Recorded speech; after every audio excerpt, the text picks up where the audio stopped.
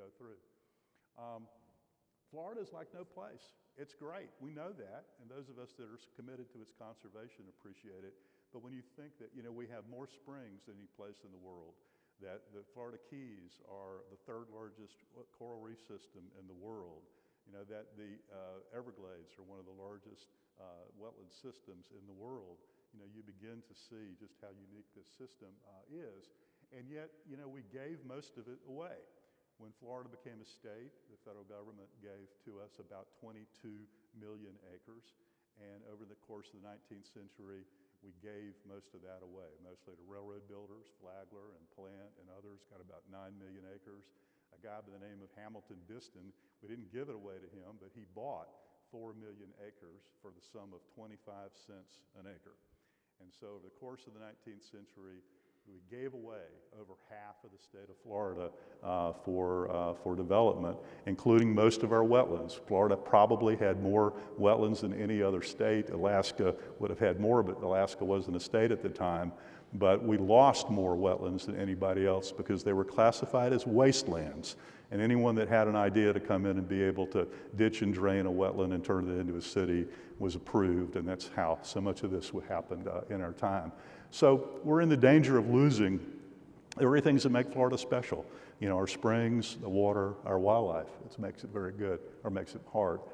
What I like to say is that Florida was inspiration for the modern environmental movement. If there were a Mount Rushmore of icons in the environment, these folks would be there.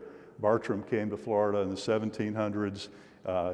He described the springs, the wildlife, the rivers, the natural area in such vivid detail that we still go back and look at that as a reference point for what Florida was like before we messed it up. That book inspired all kinds of people, inspired poets and writers and also scientists, Emerson and Thoreau, and really helped define our modern environmentalism. John James Audubon came to Florida in the 1830s and discovered a wonderful wildlife and brought it to life. And his art, capturing flamingos and roseate spoonbills and wood stork, changed the way that people look at birds and wildlife and habitat.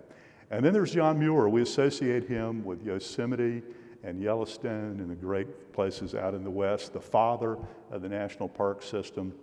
But it didn't always start out that way. After the Civil War, he had lost an eye in an industrial accident. He decided to just take a walk. He walked 1,000 miles from Indiana to Fernandina, and then walked across the state from Fernandina to Key West.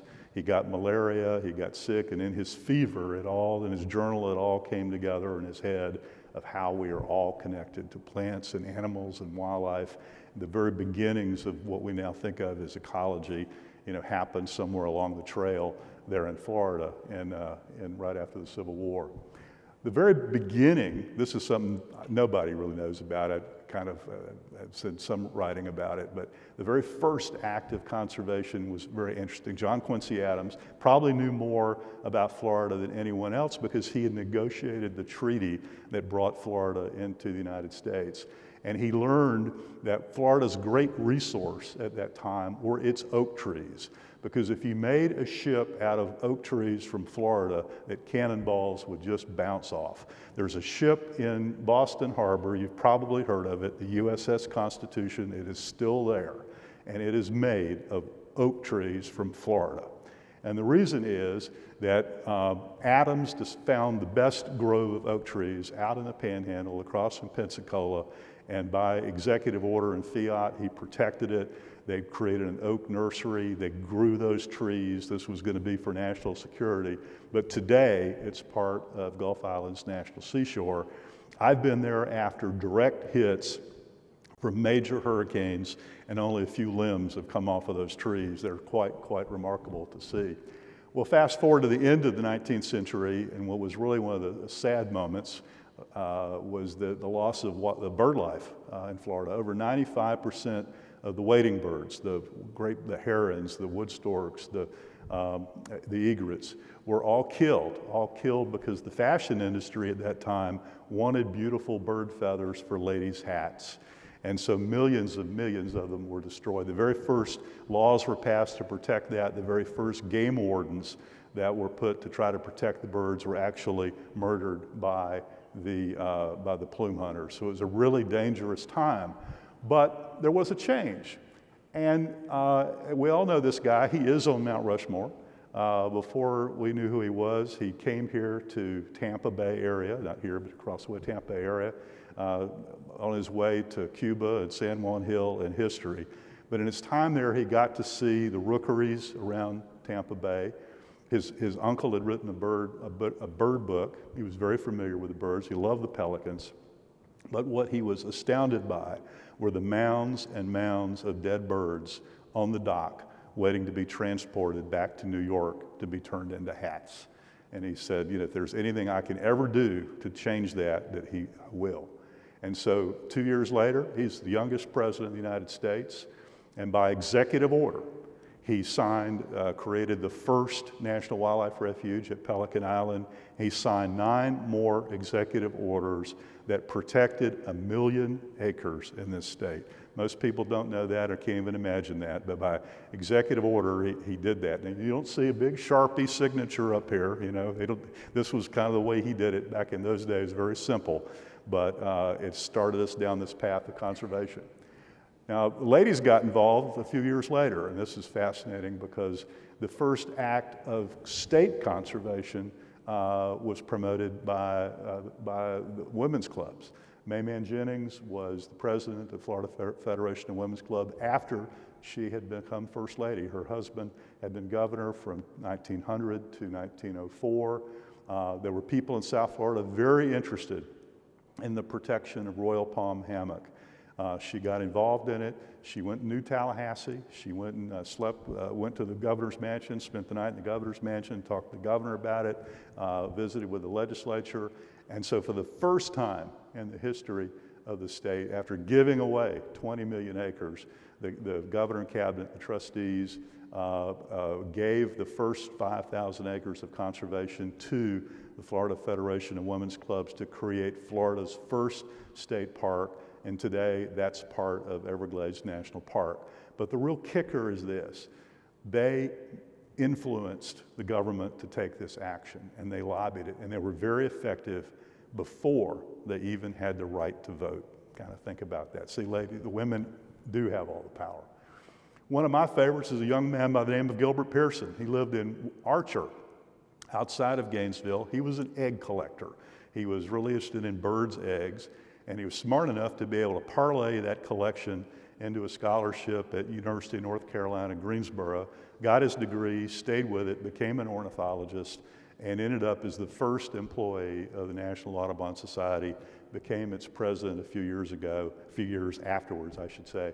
And his crowning achievement was working toward the protection of Corkscrew Swamp Sanctuary down in the Naples area, which is the great wood stork rookery, the oldest trees in the state of Florida there, and it's just a great, great act of conservation. We could talk all night about the Everglades, but some of these things that you just wouldn't know. We know about Marjorie Stoneman Douglas because she lived to be well over 100 years old. She wrote the book River of Grass and introduced the Everglades to the rest of the country.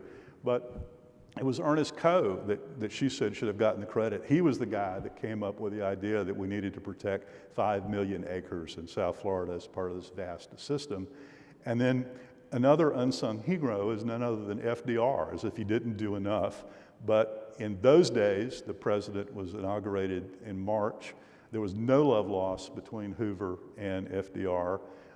There was no transition team, and so what did FDR do? He got on a boat and went to Florida and went fishing in Florida Bay.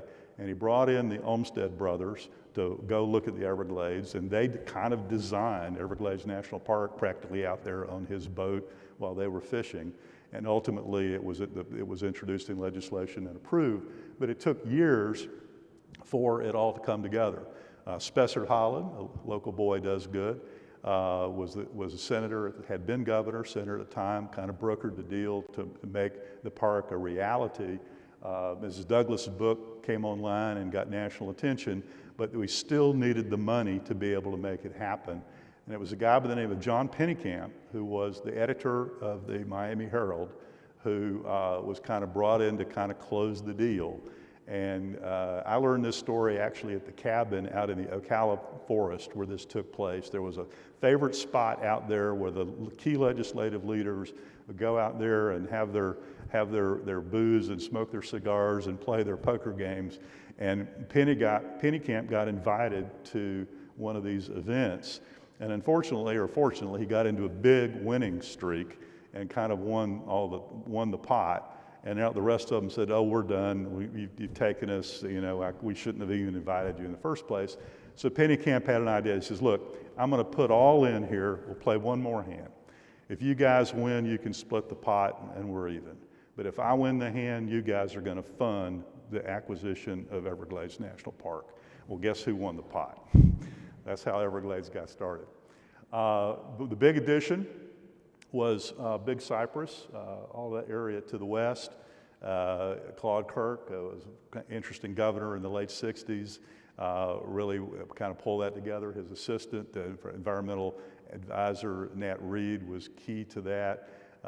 They took the Secretary of Interior out on a houseboat in Florida Bay, wanted to show him the great area out there. Kirk decided that he wanted to see if he could call up a big alligator for the Secretary of Interior to see. They got in a little boat. They went out there in the darkness of Shark River, and Kirk called up a gator that was as big as the boat. The gator charged the boat. They ran back to the houseboat, and then Kirk turns to the Secretary of Interior and says, I need a favor to ask you. You need to kill the jet port so that we can establish Biscayne National Park. And if you don't do it, I'm going to throw you back in the water to that alligator. And that's how that happened. On the other end was Biscayne. There were plans to create the city of Islandia, that all those islands out there off of Key Biscayne would be all part of Greater Miami. And then the guy who was #1 on the Fortune 500 list, the richest man in the world at the time, decided that he wanted to build the hemisphere's biggest oil refinery in Biscayne Bay. And that would be a great port for oil. But there were a couple people that stood in the way. One of them was Sir Lancelot Jones, whose father had been an enslaved person who came to Florida after the war and after he got his freedom and started growing key limes on this island. And his son Lancelot turned in to be the best fishing guide in those parts. And he would whisper in the ear of governors and senators and presidents, "We've got to save Biscayne Bay." And he refused to sell the island to the oil refinery, and so it didn't happen. And then Lloyd Miller, who organized all the fishermen out there to be opposed to it, and finally kind of brought it to its heels, and that's how Biscayne Bay National Park was created as well. One of the great environmental battles was over the Cross-Florida Barge Canal. After the Cuban Missile Crisis, the concern was we didn't want to have all of our ships passing between Key West and Havana, and so Congress passed the authorization to put in a ship canal between the Gulf and the Atlantic, crossing right through the middle of the state. The very first bill that President Johnson signed into law after the death of Kennedy was the authorization for the Cross-Florida Barge Canal. President Johnson came to Palatka and pushed down the plunger to throw up the dynamite that started the canal. It started construction. They built dams. They built locks. But the environmental community never, ever gave up. Led by the Sierra Club, local Audubon chapters, Marjorie Harris Carr led this opposition. It ultimately was stopped by a court order and by President Nixon in a long convoluted story. But it's still not been restored. But it's still at this time the largest state park in our state, 110 miles long, and it is still visible from space because it's that one area that's just not developed. We've got about 33 national wildlife refuges that cover everything from crocodiles and sea turtles to even plants. It all started, as I said, with the first one at Pelican Bay. But maybe the most popular one in the entire country is just south of here, Ding Darling. Darling was an editorial cartoonist, won the Pulitzer Prize for his work, and he had this great idea that maybe we sell hunters stamps, but we can produce these things called duck stamps with art and add a surcharge for them. And the money generated from that we will put into purchasing habitat for waterfowl. And so that's how the duck stamps were created and how so many of our national wildlife refuges in Florida were so developed. And Congress ultimately named the Sanibel National Wildlife Refuge in his honor. So here's a local boy does good up here on the left. Lawton was a freshman legislator in 1963 who passed the first bill to actually fund land conservation in Florida, passed the Outdoor Conservation Act of 1963 that was funded by a tax on bathing suits that got deemed the bikini tax. Nobody liked the bikini tax, but the voters approved it. It was the first bond issue. It was for $20 million. A number of our early state parks were funded out of that. It was a very successful program. One very interesting one was in my backyard in Volusia County. Blue Springs in the 1960s would have been kind of every redneck's dream. You know, you can just go and drink beer all day long and hang out in the spring, and there were no manatees. Jacques Cousteau came to Blue Spring. He put his cameras in the water. He saw people trying to ride manatees like cowboys, run over them, you know, with the boat motors oblivious to the manatees underneath it. The TV show was prime time, had a huge audience. There were stories about it in the New York Times. It was narrated by none other than Twilight Zone's Rod Serling. And it's online. I urge you to, it's a fun, you know, film. 6 months after that film was aired, it became Blue Springs State Park. And in this last year, there were over 500 manatees that were there in the wintertime. So just a great success story. We've got a couple of national seashores, and actually both artists in such a way were part of their development. Canaveral in my neck of the woods was pushed by an artist by the name of Doc Leeper, who would bring down members of Congress and big national foundations, get them interested in how just beautiful this undeveloped stretch of waterway was.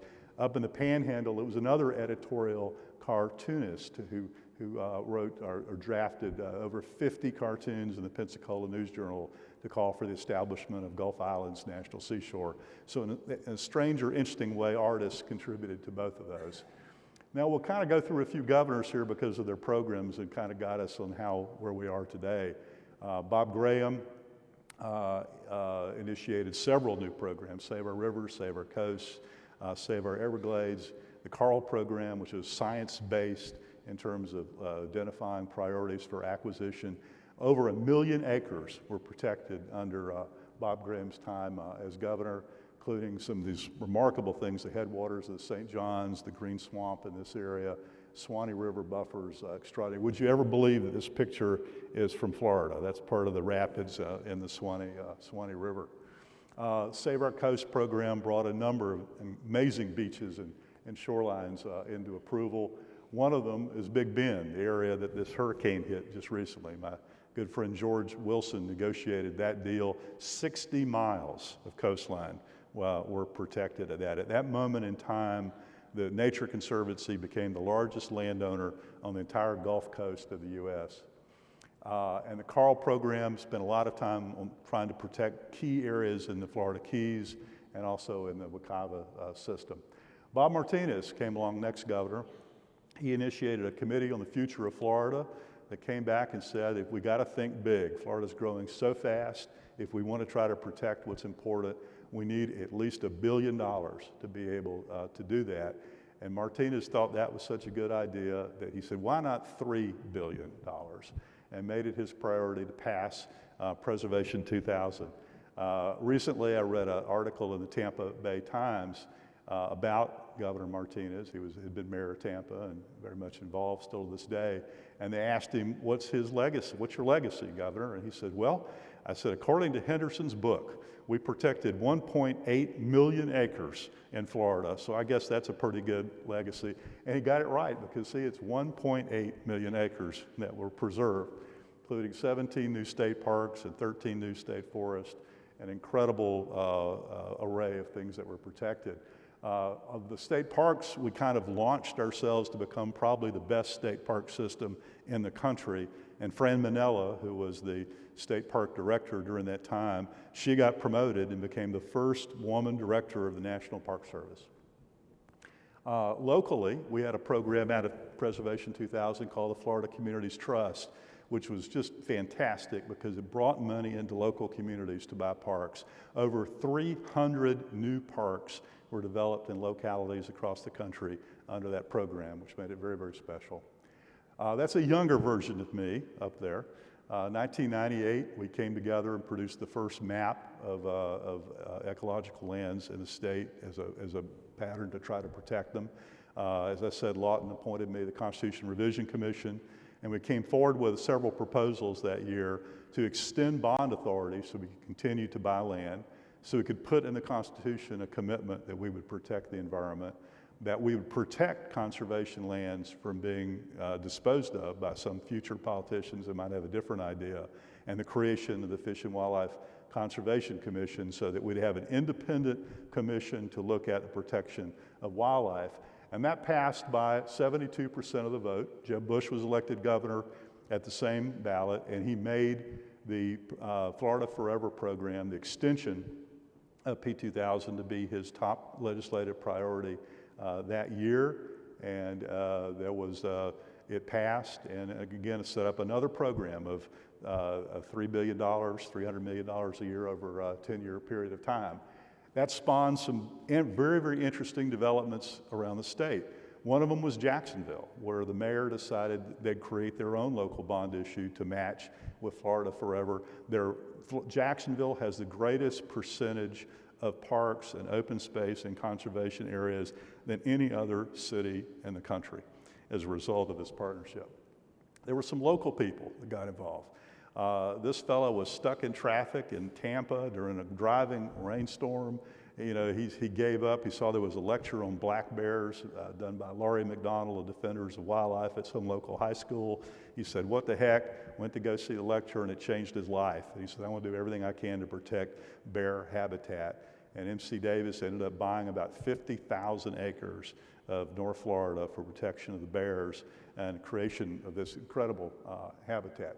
He really tried to restore, in fact, he did restore the area to its original longleaf pines, planted over 8 million longleaf pine trees on this tract. Another example here closer to our area is Babcock. This was the largest or most expensive acquisition of all of these 350 million acres for 67,000 acres, all right in the line of development. In fact, some of the land was developed. But an incredible piece of work. So all of that, those two programs over that 20-year period, almost 3 million acres we were able to get back. But the recession hit in 2008. Rick Scott was elected in 2009.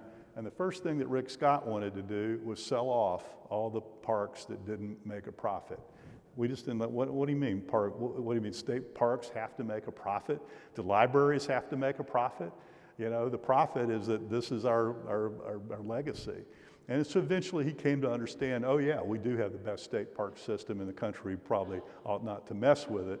But during his 8 years, we didn't spend any money on land conservation. And during that period of time, Florida did come back and started rebuilding, and the economy got stronger and stronger, but the legislature put no money into advancing conservation. So we came back to the voters with an initiative in 2018 we got it on the ballot. We pushed for this. All the big names opposed it, but it got well over 70% of the vote. Actually, there was one precinct down in Palm Beach County where it got 95% of the vote. It must be something in the water down there. We need to figure out what that was. But this passed. The legislature still had problems with it. They spent a couple of years still refusing to implement it as we intended. They spent it on airplanes and helicopters and trucks and new computers, everything but land. But that has changed, and things have gotten a little bit better over the years. The amendments were made in 2016 to make a major billion-dollar commitment to the Everglades and to Springs and to Lake Apopka. And then they were captivated by this image of the Florida Wildlife Corridor, this interconnected system of greenways to really bring to life the conservation areas in Florida, have put $300 million toward that. And then finally this year have committed about $100 million back to the Florida Forever program to make that work. So we're kind of getting this back on the right track. Here's Carlton. I spent, 27 miles with them out there crossing parts of Florida. They were the first to kind of traverse the state from top to bottom along conservation lands to show that it's still possible, for bears and panthers and other wildlife to be able to do this. And so we have an obligation to try to plan and connect these dots to make this in fact work.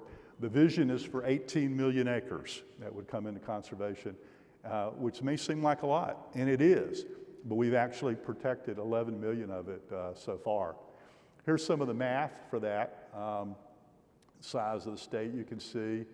As we said early, that over half of the state was given away in the 19th century, but it's doable to kind of piece this together. I don't know where we end up, but the maps that we started, the ecological greenways maps, suggest over 50%, about 50% for the wildlife corridor program. Nature Conservancy came back with a map that says, we really need at least 45% to protect the biodiversity of the state. I don't know that's going to happen, but that is in fact the plan. We're back into an era now where growth is like gangbusters. We had some time in the last year or so where we were growing at the rate of 1,500 people per day. It's settled back to about 1,000 people a day now. But that's like, another Seminole County every year. It's not a sustainable number when you look at the resources that are being destroyed and taken to be able to support that. We really need to get back to where we were when we started this with Preservation 2000, where we were protecting as much land as we were developing. And so the good news is there is enough money to be able to do this. Amendment 1 that all the voters approved will generate at least 20, maybe 23, 25 billion dollars for conservation. This year, with the economy booming, it produced over $1.4 billion. And so the money is there. It's going to require commitment of our leaders to be able to continue to apply this to conservation. And the good news is we have some very strong conservation organizations, the Wildlife Foundation, the Nature Conservancy, Trust for Public Land, a number of great land trusts around the state that are working to make this happen. So it's absolutely doable to make it work. So I'm going to finish up by the theme of all this, which is what I learned in writing this. So there's governors and senators and presidents that do this, but what really made it work were the individual people like Lancelot Jones, Mayman Jennings, Doris Leeper, others who by their own blood, sweat, and tears found a way to preserve these special places close to home. I didn't start on a path of conservation. But a fellow moved into our neighborhood, retired to Volusia County, that kind of put his arm around me and said, this is the way to do it. Walter, I presume nobody's heard of Walter. Walter was a school superintendent in New York. He decided to retire and at age 62 go walk the Appalachian Trail. He was the 20th person to walk the Appalachian Trail. And then when he really thought that he was retired, he got involved in the effort to kill the big nuclear power plant up at West Point at Storm King on the Hudson River and started the Scenic Hudson program. And then he got a call from a group of scientists that had formed a new organization in Washington, and would he come and help them? He'd be their first staff director for this organization that we now know as the Nature Conservancy, which is the largest conservation organization in the world. And he just happened to move to my neck of the woods. And we passed the first local bond issue, and we've come back and done it again and again. And Walter taught me two things. Don't waste your time trying to fight this stuff. Buy it. The only way you're going to protect this land is to buy it and lock it down for conservation. And the other thing that he told me is that what is the fundamental truth of conservation is that one person can make a difference. And that's what this story is about, and what was the book about. I enjoyed learning about a number of these stories. And I admonish all of us, we're all in this together. Florida is a special place. Let's find the places that we love, that make Florida special, and work to make them to be conserved for now and for the future as our legacy to our children and to our grandchildren. So with that, it's been great to be with you tonight. I imagine we've got I see Mike out there, he's probably got a microphone, and there may be a few folks with questions, but it's nice to be here. Thank you a lot, Clay. Appreciate it. Anybody have a question? I can hear you, yes. I see a hand. Well, thank you for a great summary. My question has to do with the current governor and what kind of atmosphere is he creating for your work? Well, you know, I'll say this. He got started on the right track. He said all the right things about the Everglades. He was very committed to work on the Everglades. And when he first became governor, he made some initial decisions to really right the course of Everglades restoration, but also begin to address some of the water quality problems, blue-green algae, and also appoint the state's first climate czar that came back with a number of science-based recommendations on what we needed to be able to do as a state to deal with that. And then somewhere along the way, obviously, candidly, his attitude changed, and I think that's when you're running for national office in our current electoral climate. So apparently, we no longer have a problem with climate change or sea level rise, and the Everglades are doing just fine. With the successes that we've made in the legislature with funding land conservation has been because the legislature has actually appropriated more money than he recommended in his budget. So anyway, it's all been about politics. And I don't, you know, as you can tell from this presentation, this is not about D's and R's, reds and blues. There have been heroes on both sides of this. It has been a program with bipartisan support from Republican governors like Martinez and Bush, and Democrats like Graham and Childs. So, you know, it's a work in progress. But I'm giving you a candid answer. That's my answer. I sort of feel like I'm in exile right now. I'm not sure, you know, I might be subject to arrest if I stay in Florida too long. Okay, good.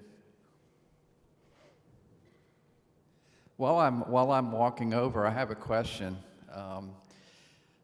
What do you do? And of course, you're a lawyer, so you're in a good way to answer this. What do you do when the citizens put through a constitutional amendment in such majority fashion, and then the legislature stonewalls it and doesn't do anything to implement it? I mean, is there grounds for suing the legislature to do their work? Well, it's a good question. And how would you go about something like that? It's been frustrating. It's not been just in the environmental field, but right, exactly. It's not. It's not things. Just that. We have this provision in Florida's Constitution that allows for citizens to get something on the ballot as a way of getting around the legislature. The legislature, and again, this is a generic answer, but I mean, since term limits, they're only there for a short period of time. Incumbents are rarely opposed with the way districts are done. Most of them are from a safe district, whether it's a Democrat or a Republican. So there's not a lot of accountability there. So when they chose to ignore what the voters said in Amendment 1, there was a lawsuit. Lots of lawyers got involved. It got to the courts. It got into an argument about commas and semicolons and syntax. You know, I had some young, fresh out of law school lawyer for a committee, you know, tell me, "Now, Mr. Henderson, you put the semicolon in the wrong place." Well, you know, and so instead of it being an argument before the courts about what the voters intended, it becomes an argument about, is the semicolon in place? So, you know, we're in a rough spot right now. I mean, we're going to see some interesting decisions out of the Florida Supreme Court now that it's, you know, pretty much been packed, you know, with folks of a certain political philosophy. So it never got to the Supreme Court. The results that we got in our challenges were, well, we're sorry, you may be right, but the money's already been spent and we can't do anything about it. And that's just that you delay, and there you go. You don't really have the recourse. So it's been frustrating. On the other hand, we're starting to see money in the system now, and I'm trying to focus on how we get that money applied to getting this job done, and I'll save the rest of that for what happened in the past. Hopefully we don't have to see it again. Okay. Aren't you glad I don't play the piano? So. Thank you. It's a very interesting program, and thank you for the information, because I've been frustrated the last couple of years and sent some correspondence to the Office of the Governor.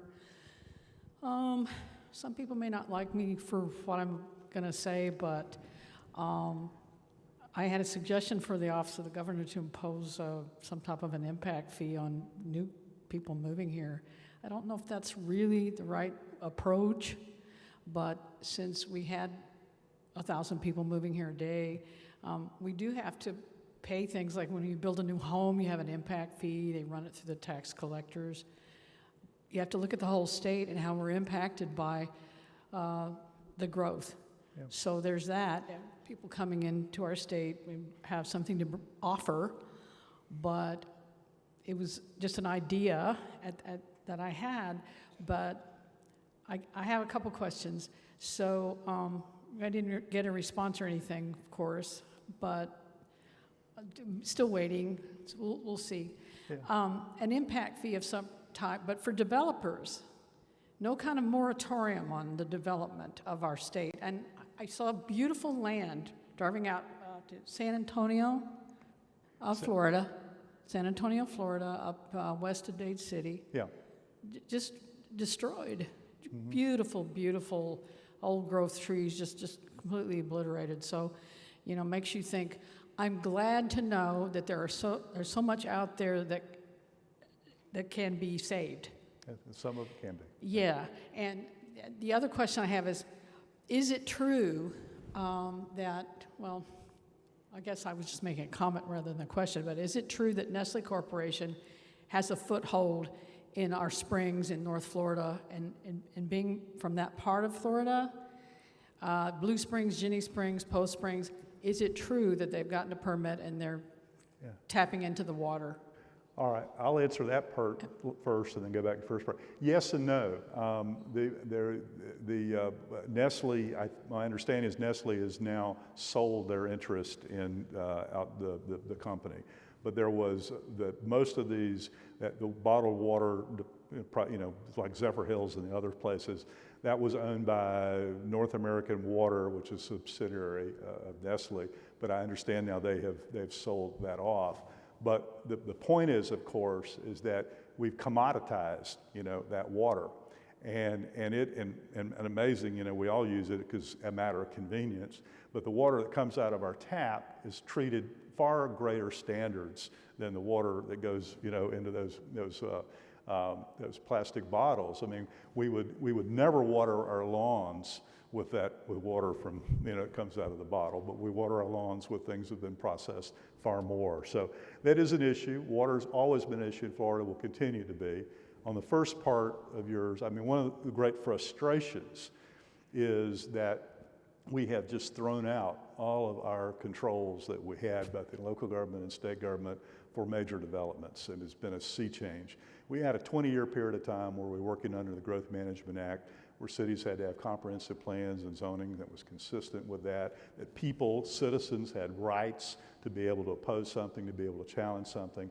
I certainly got my start challenging, bad development, but they've really turned it around and made it almost impossible for us as citizens to be able to make those challenges. They're making it even more difficult for local governments, even good progressive local governments, to put in rules and regulations to try to make their communities better, to be able to limit or control the way growth happens. So this has been a huge disappointment over the last 10 years. And we just hope that somehow the pendulum will swing back the other way. But right now, this pendulum has swung all the way to the wrong way. We're back to where we were prior to the 70s, Wild Wild West. I had a question down here, Mike. Well, I see who you are. Hello. Do you feel that the Farmington project was a success in providing environmental preservation while providing some development benefits? And if it is a success, do you see that as a potential application for other large tracts on these corridors? I do. So his question is about a project I was involved in Volusia County, about 65,000 acres. It was bought back in the 20s by some very wealthy folks up north.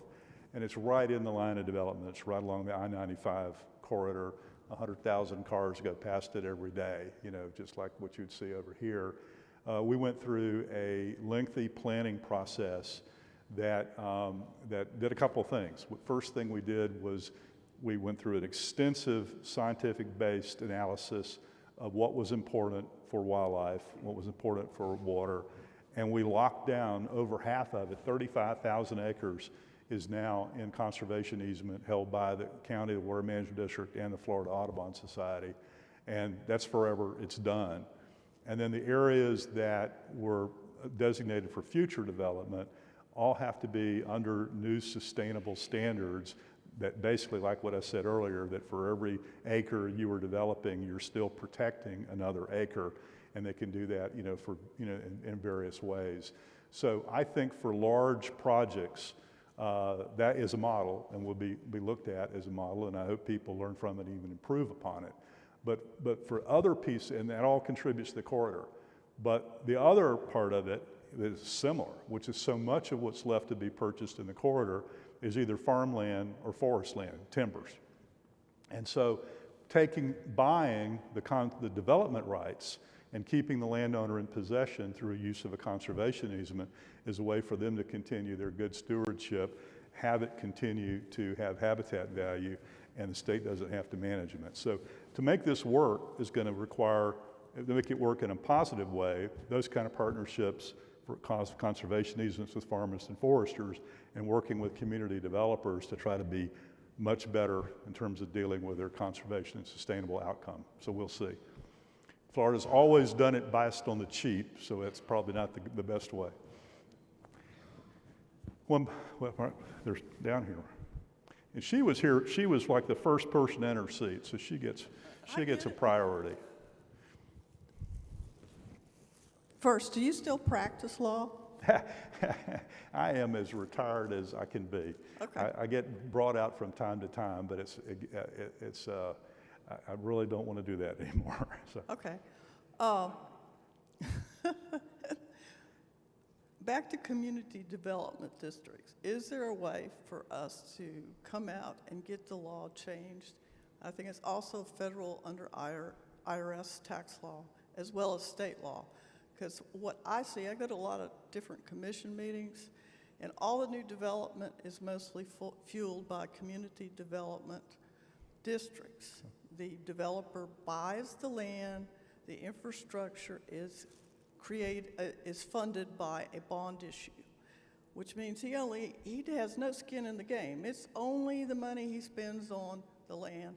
The people buying the property then have, $2,000 or $3,000, $4,000, $5,000 extra assessment on their property, plus a few other assessments besides regular taxes. And before they had to borrow money and put skin in the game. It's sort of like a Ponzi game. You keep going one to the next. Well, the question, I don't know if everyone heard it or understand it, but it's about one of the popular ways to do large-scale development in Florida is what's called through a community development district. They're one of a kind of like building a new city overnight. They have a lot of tax advantages. It also allows the developers to be able to borrow money and have the future residents come in and be responsible for those improvements. So it's an easy way to develop property, which is why it's been employed and used so much over the last really 40 or 50 years. But it's a structure. But back to the last question, what we need, what's missing is then adding into that kind of where we were with growth management, which is imposing new standards, protection of wetlands, to create sustainable development districts. Those are kind of things that need to be built into the process. Well, I'm afraid that where we are now is almost back to the Wild Wild West, where the developer buys a plot of property, cuts down every tree on there, puts in the same cookie cutter housing, and then through the system that you just said, puts the cost on the future homes. And that's just not a way to build community. at all. And it's not a preferred way of doing development in a quality way. So the legislature created that. They created it because that's where the big community, the builders all wanted that, that system. And so it's going to be hard to mess with that, but I sure hope somehow the pendulum swings back the other way and public can get more involved in being able to address some of these questions. But hang in there. How can you have no net loss of wetlands in Florida, and you turn around and buy wetland credits over here, Yeah. and then destroy wetland here? You've got a loss. It's true. The concept of no net loss was articulated by the first President Bush in a State of the Union. It's been the standard since the early 90s, but the reality is that we're still losing wetlands in Florida. And then pay attention to this. You're probably aware it's very confusing, but the United States Supreme Court handed down a decision this last term that puts restrictions on the federal government's ability to protect wetlands. And there is absolutely now talk in local governments. Manatee County is an example. The state is now about rolling back wetland protection. So you're going to hear about it next year. They're already talking about it in committee. They want to roll back the protection of wetlands in Florida. So stay tuned. There may be some flooding in that area in the near future. Over here. Thanks. And quick about impact fees is, as someone who bought a home in 2019, I'm paying 7 times the amount of property taxes that the prior owner paid. So anytime someone just buys a home that exists, trust me, I'm paying more than my 68-year-old parents who live in Bartow. So that's another source of revenue for the government. Quick question for you, which is, where do you see the role of government with regard to who bears the greatest responsibility? Obviously, is it primarily a state government responsibility versus local and federal? And then 2, I know we have our amendment, but when you think about the state budget pie and how healthcare now is the greatest portion of that and is 2 or 3 times what it was when Governor Childs was in office, and it's eating our disposable income alive. And then you have education, and then you've only got not even a third left of the state budget. What would you say is the adequate percentage of discretionary income that our state in general ought to average year over year in investing in conservation? Conservation. This is why I'm not interested in running for office now or ever more, because I'd have to answer questions like that. So, I don't know. I mean, Florida's dynamics, the economy, the environment, healthcare, education, it's all related, and it's all about quality of life. I mean, I still love this state. So many people moved here because it was better than what they thought it was back where they came from, and it's dynamic. It's changing all the time, and the economics of that drive healthcare. We're an aging population, so of course healthcare is going to get more. We have a tax system that is, we don't have an income tax, obviously, which is why so many people move here. But what do? We put it all in the property tax, and so the property tax is based upon the value of the home.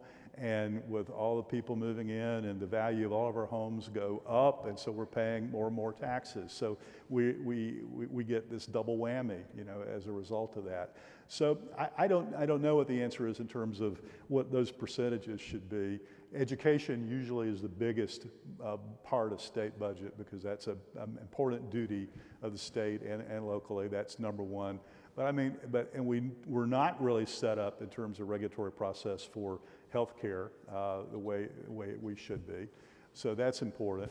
But environment, I mean, I'm using billions of dollars of numbers up here, but the amount of money that we spend on the environment in Florida is about 1 or 2% of the state budget, and that's not enough. So, we need to be able to do more of that if we want to make it work. Okay, I think we have time for one more question. So You've worn me out. This is good. Here it is. And there's plenty of questions outside, but. Yeah. I was going to ask, have you noticed if there's been a difference in what qualities and standards they're looking for game wardens over time, like since you were a kid to now? I had real trouble hearing that. Okay, have you noticed if there was a difference between the standards and qualities of game wardens back then and versus now? Like, is there any difference? You mean standards for development? No, just for becoming one. For, Mike, can you? Game warden. I mean, Yeah. so, Standards in becoming a game. oh, I don't know. I mean, in the old days, I mean, if you were foolish enough to want to do it, you could do it. And that's why people got killed in the beginning. No, we've got a number of people employed by the Park Service, and obviously the Game and Fish or the Freshwater Fish Commission, agents in the National Wildlife Refuge. There's a training system. They're not, there are law enforcement officers. They can carry a gun.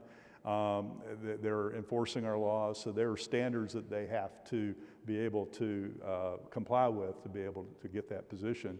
And as I said, we have one interesting thing in Florida. We have that independent Constitutional Wildlife Commission.